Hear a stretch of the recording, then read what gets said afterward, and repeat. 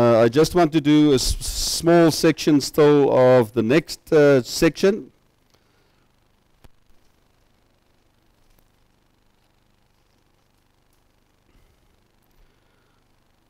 Let's carry on 6.3 on page 263, the common emitter amplifier. Now this is the amplifier that you're also going to design and build and test and whatever in the lab as well, né? And you're going to be evaluated on that as well. But nothing to fear.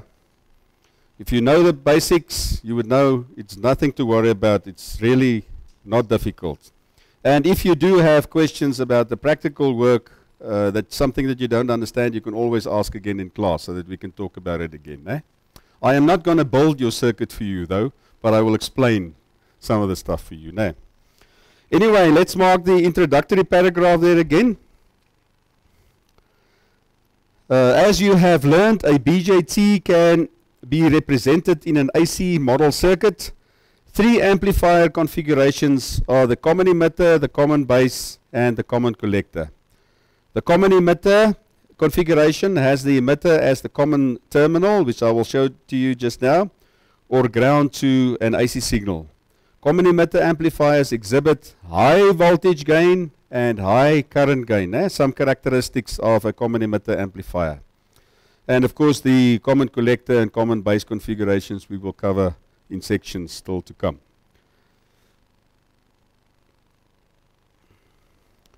Alright, figure 6.8, common emitter amplifier. We've already established that the type of biasing that's being used here, there's my supply, the 12 volts VCC.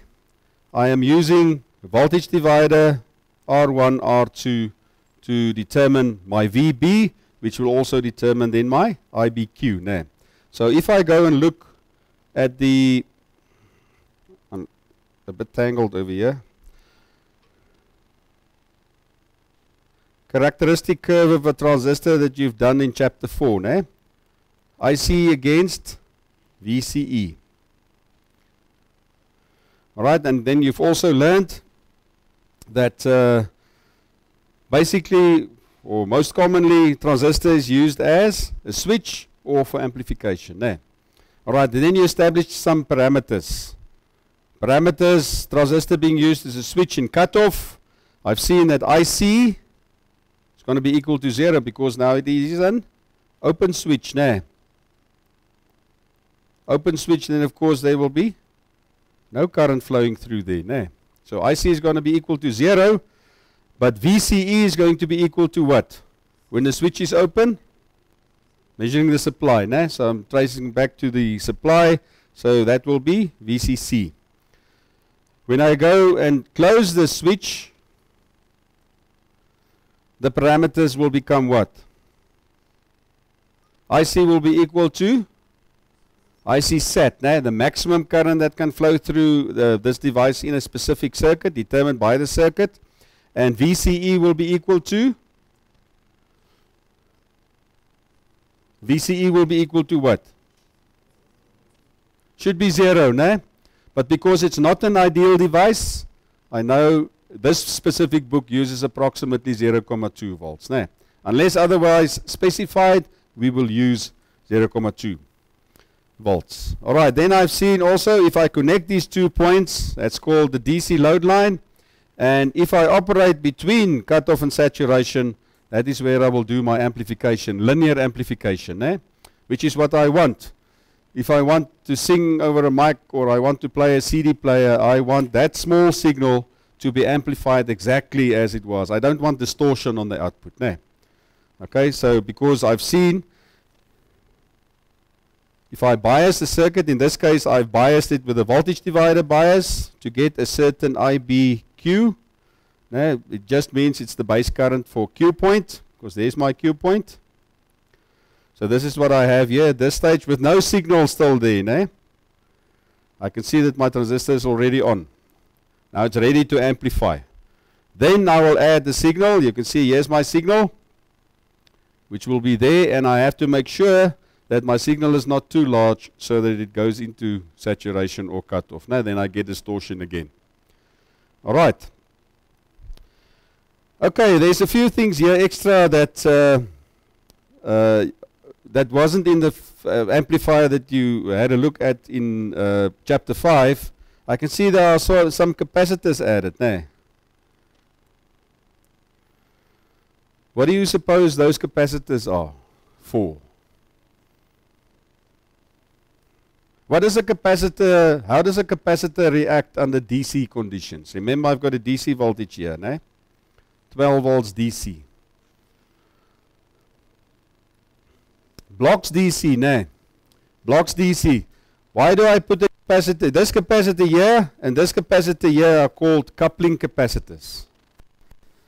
Couples my amplifier, input signal, output signal. My input signal is not DC, né? In this case, I've got a sinusoidal signal, but even a voice, it's not a DC signal. Changes all the time. Né? It's like an AC signal. I don't want my DC to influence my input signal. I block the DC. All right? Coupling capacitor. The same happens on the output. I don't want my DC to interfere with the output. Where in this case, I will connect at RL. It will be a speaker, of course. Né? Okay, coupling capacitors. This capacitor, however, is a totally different story. It's called a bypass capacitor, but we will discuss it in a lot of detail in this chapter. Okay, but it's called a bypass capacitor. You can just make a note of that in this stage. All right, now I have biased my circuit. Now I can apply my signal that I want to amplify. All right. So what has happened? Now there was my Q point. Now I apply the signal. Now I can see firstly. What happens? As my sinusoidal signal grows, what is going to happen? That I is going to add to my IBQ. Nah, it's riding on the IBQ. So IBQ plus my signal is going to get bigger. You understand what's going to happen? And then I know. I have a formula that says IC is equal to beta DC times IB. Nah? Now it's my IBQ plus my signal's IB, so I am increasing IB. Nah, you agree? As I am increasing IB, what's going to happen to IC? It also has to increase. Nah, you agree? Now, as IC increases, where's IC on my circuit? It's the collector current. Nah, there's IC. As IC increases, what is going to happen to the voltage drop over RC? What does Ohm's law state? Voltage drop V is equal to I times R, nah. So if IC increases, what's going to happen to VRC? It's Ohm's law, nah. Even if we live in South Africa, we don't mess with Ohm's law. I know we mess with a lot of other laws, but we don't mess with Ohm's law. Okay. So if IC increases, VRC increases. Now, and that's what I always tell the students every time I discuss electronics. As long as you know Ohm's laws and Kirchhoff's laws, no problem with electronics. So, what does Kirchhoff's law state?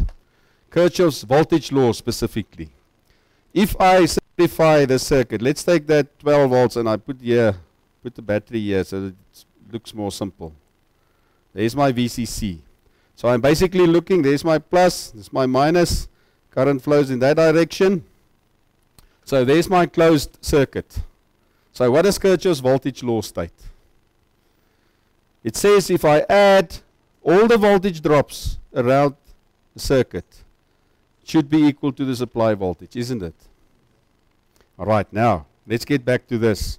We've seen now that VRC increases as IC increases.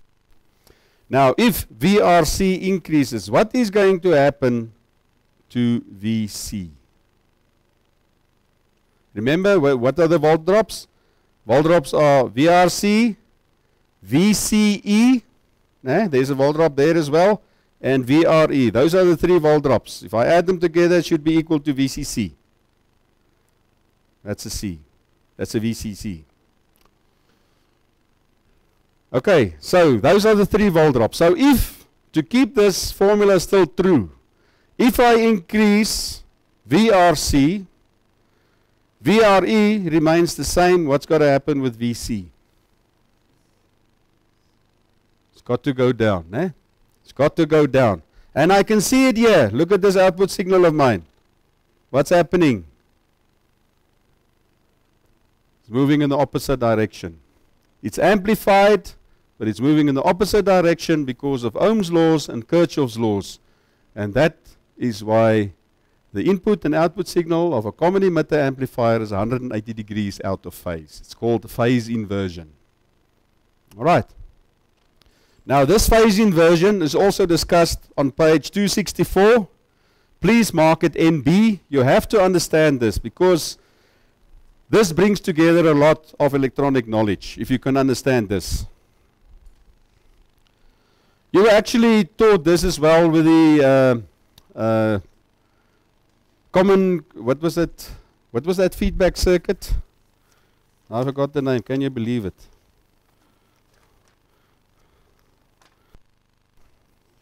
Collective feedback biasing.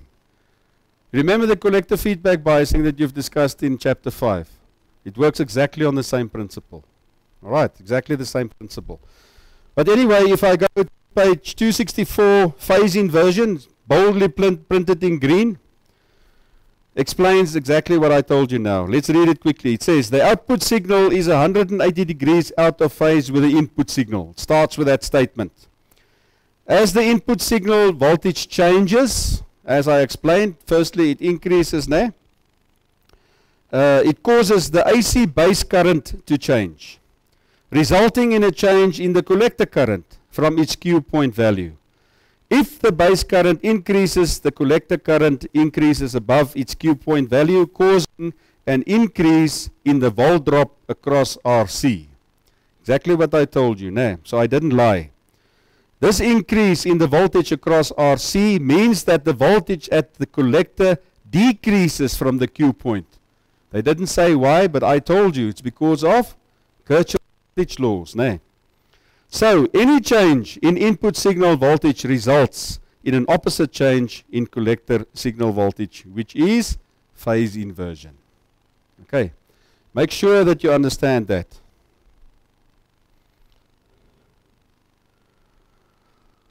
All right, so the next time we will get together, we will discuss, we'll start discussing on page 264 the DC analysis, which you are also familiar with. But let's end this lesson here today. Then we will carry on with 6.3. I just wanted to explain to you at this stage the phase inversion, which is quite an important thing to understand. All right, any questions at this point, ladies and gentlemen?